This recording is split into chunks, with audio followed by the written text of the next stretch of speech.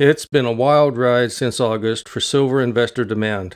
We use the word crash a lot in this chart. There were some great buying opportunities for those paying attention, and with some buying power off to the side. I got flamed in the comments not long ago for saying that my war chest was sitting in short-dated T-bills earning 5.5%. That's dumb because 5.5% is not even keeping up with inflation, they said. Hey, don't worry about me. I've been writing online for a long time and some real haters have come at me. What they don't know is, I don't care. What they don't know is, any comments help the YouTube algorithm, which is all I care about, really. Those who make this argument miss the point. Ready Capital is poised to exploit opportunities, openings in the market's defenses. If you don't keep dry powder, you're going to miss the shot.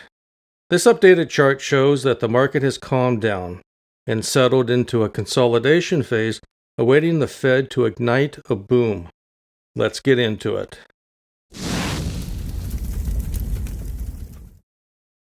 What we're focusing on today is the right-hand side of the chart. The early October crisis in the Middle East created a rush to safety, but only to gold. As gold and silver prices rose, demand for physical silver declined. Then began a consolidation phase. Demand is inching back as silver price has retreated slightly. We see this pattern again and again. As prices decline, sales increase. Have you heard of a Giffen good? Yeah, probably not.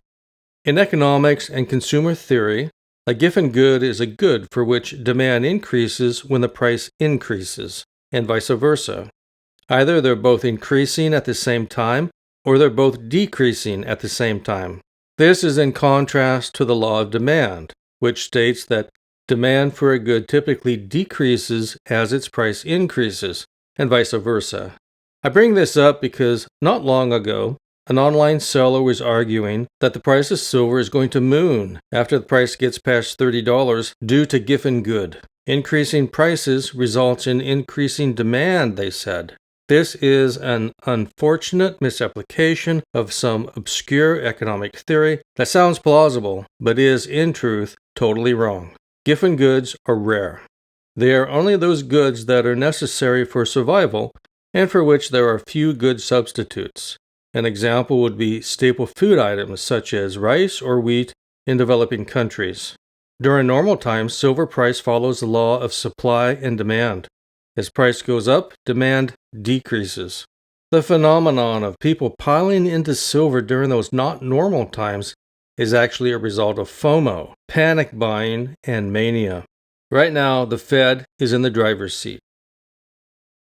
Look at this article on CNBC. Powell will probably try and maintain the higher for longer narrative because it's not within their interest to admit to markets that cuts might be coming.